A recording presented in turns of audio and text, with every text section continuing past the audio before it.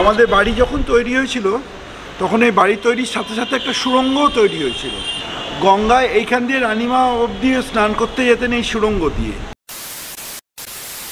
আচ্ছা, যেই কথাটা না বললেই নয়, ভিডিওর থাম্বনেল অনুযায়ী এই রাজবাড়িরই কোথাও রয়েছে হচ্ছে সুড়ঙ্গ।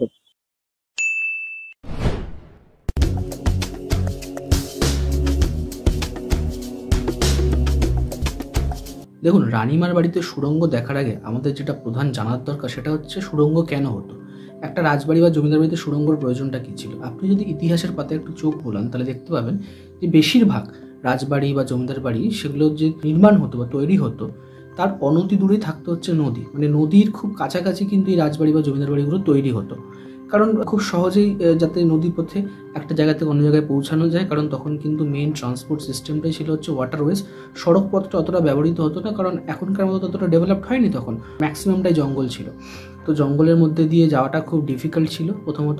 দ্বিতীয়ত জঙ্গলের মধ্যে দিয়ে গেলেও যদিও বা পথ পাওয়া যেত, সেক্ষেত্রে কিন্তু বিভিন্ন জীবজন্তুর হামলারও কিন্তু একটা সম্ভাবনা থাকতো, তাই নদীপথটাই বেশি ব্যবহৃত হতো। এবং সেই জন্যই কিন্তু অধিকাংশই রাজবাড়ি বা জমিদার বাড়ি তৈরি হতে হচ্ছে নদীর কাছাকাছি, এবং সেটা গঙ্গা হতে পারে, যমুনা হতে পারে, ব্রহ্মপুত্র, পদ্মা, হোয়াটএভার।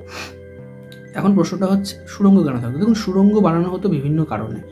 রাজবাড়ি বা জমিদার বাড়িগুলোতে সুড়ঙ্গ মেইনলি তৈরি হতো হচ্ছে গুপ্ত পথ হিসাবে, মানে সুড়ঙ্গটা রাজবাড়ি বা জমিদার বাড়ির ভেতরে তৈরি হতো, সেটা গিয়ে কিন্তু শেষ হতো নদীর ঘাটের কাছাকাছি, একদম নদীতে গিয়ে না পড়লেও বা নদীর কাছাকাছি বা নদীর ঘাটের কাছাকাছি জায়গায়। এবার এক্ষেত্রে ব্যবহৃত বিভিন্ন কারণে, যেমন ধরুন শত্রুপক্ষ আক্রমণ করেছে দ্রুত পালানোর জন্য, কিংবা ধরুন কোনো এমার্জেন্সি সিচুয়েশন ক্রিয়েট হয়েছে সেটাকে পালানোর জন্য, বা হয়তো কোনো সম্পদ বা অর্থ এক জায়গা থেকে অন্য জায়গায় ট্রান্সপোর্ট করবে উইদাউট নোয়িং এভরিওয়ান, তো সেটা ব্যবহৃত হতো। ধরুন গুপ্তচর মারফত কোনো তথ্য আদান প্রদানের জন্য ব্যবহৃত হতো, বিভিন্ন কারণে ব্যবহৃত হতো। কিন্তু এই সব কিছুকে ছাপিয়ে আরও একটা গুরুত্বপূর্ণ তথ্য যেটা ইতিহাসের পাতায় অলমোস্ট নেই, সেটা হচ্ছে নারীদের এক জায়গা থেকে অন্য জায়গায় যাত্রা, বিশেষ করে গঙ্গা বা পদ্মা বা নদীতে স্নান করার ব্যাপারটা। দেখুন, সেই সময় মহিলারা, রাজা যদি থাকতো তার রানী বা দাসী বা আরও যারা ছিলেন আর কি মহিলারা বাড়ির, তারা কিন্তু নদীতে স্নান করতে যেতেন। ক্যালেন্ডার অনুযায়ী বিশেষ পর্ব বা বিশেষ যে তিথিগুলো থাকতো সেক্ষেত্রে কিন্তু বাড়ির মহিলারা দাসীকে নিয়ে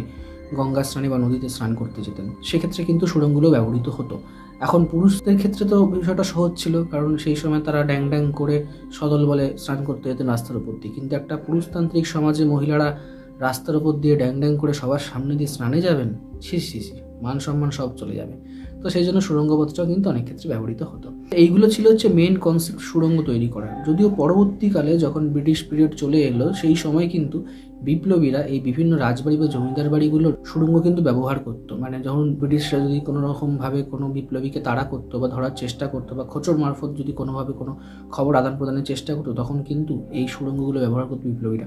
এক্ষেত্রে আমাদের যে বাংলার মানুষরা ছিল সেই মানুষরা কিন্তু অবশ্যই বিপ্লবীদের সাহায্য করতো এবং তাদেরকে এই সুড়ঙ্গ ব্যবহার করতে দিত। আর অনেক ক্ষেত্রে কি হতো, সুড়ঙ্গ ব্যবহার করে বিপ্লবীরা কিন্তু খবর বা তথ্য এক জায়গা থেকে অন্য জায়গায় আদান প্রদান করতো। তো এই ছিল হচ্ছে সুড়ঙ্গের মেইন কনসেপ্টটা। এবার রানী রাসমণির বাড়িতে সুড়ঙ্গ কী কারণে ব্যবহৃত হতো এবং কবে তৈরি হয়েছিল, কী বৃত্তান্ত, কোথায় আছে, সব কিছু আপনাদের সামনে তুলে ধরতে চলেছি। চলুন কাট টু রানী রাসমণি হাউস।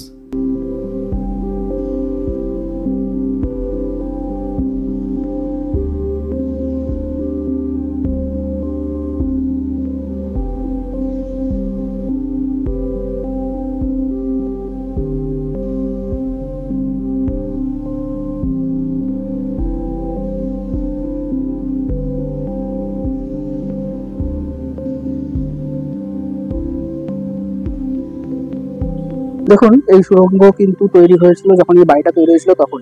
এই বাড়ি নির্মাণ হয়েছিল 1813 সাল থেকে 1820 সাল অব্দি, 7 বছর হয়েছিল। 1813 সালে শুরু করেছিলেন হচ্ছে পৃথ্বীরাম দাস মহাশয়। পৃথ্বীরাম দাস মহাশয় মারা যান 1817 সালে। বাকি 3 বছর 17 থেকে 20 অব্দি তার ছেলে রাজচন্দ্র দাস মহাশয় কিন্তু এই পুরো 7 মহলের রাজপ্রাসাদের কাজটা সম্পন্ন করে। এবং সেই সময় তৈরি হয়েছিল কিন্তু এখানে একটা গোপন সুড়ঙ্গ। এখন এই সুড়ঙ্গের খবরটা আমি কোথা থেকে পেয়েছিলাম একটু দেখেন। এমন কিছু ঘটনার কথা আপনার মনে পড়ছে এই মুহূর্তে?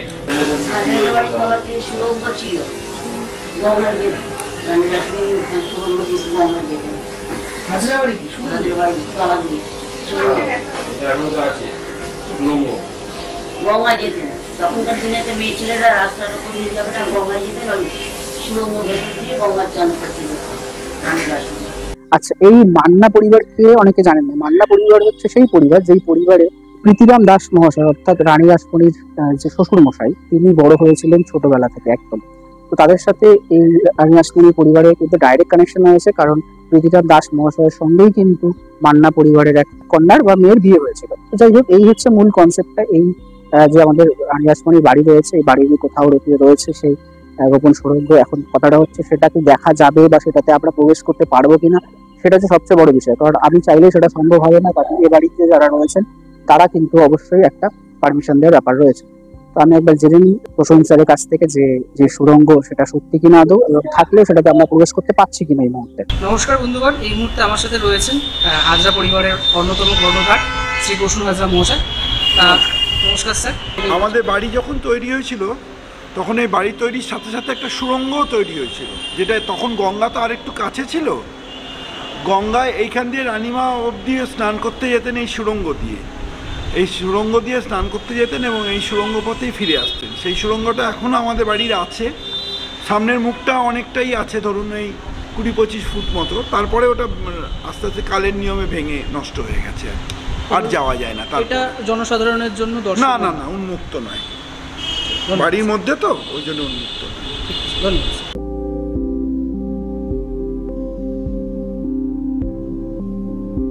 তো বন্ধুরা, এই হলো ব্যাপারটা। দেখুন, আমি বলে রাখি যে এই রাজবাড়ির আশেপাশেই কোথাও একটা রয়েছে, আমি দেখেছি, প্রবেশ করেছি। কিন্তু যেহেতু এটা একটা বসত বাড়ি, এখানে যেহেতু মানুষজন থাকেন, পরিবারের সদস্যরা থাকেন, ফলে এটাতে প্রবেশ করা সম্ভব নয়। এটা যদি একটা মিউজিয়াম হতো তাহলে কিন্তু করা যেত, কিন্তু যেহেতু এটা একটা প্রপার্টি, বর্তমানে মানুষজন বসবাস করছেন, সেহেতু কোনোভাবে এটা সম্ভব হয়ে উঠছে না এই মুহূর্তে। আগামী দিনে হবে কিনা সেটা তো সময় বলবে। এই ভিডিওটা কেমন লাগলো অবশ্যই জানিও। তোমরা কি জানতে বিষয়টা? যদি না জানতে তাহলে অবশ্যই কমেন্ট বক্সে লিখে জানিও। জেনে কেমন লাগলো সেটাও জানিও। আর প্লিজ এখানে এসে কেউ সুড়ঙ্গ দেখবো করবে না, এটা দেখানো সম্ভব না, আমি বারবার বলে দিচ্ছি। ভিডিওটাকে লাইক, কমেন্ট এবং শেয়ার করে দিও। যারা প্রথমবার তারা অবশ্যই চ্যানেলটা সাবস্ক্রাইব করে পাশে বেল আইকনটি প্রেস করে রাখো। পরের ভিডিওতে ফিরে আসছি। Till then, take care.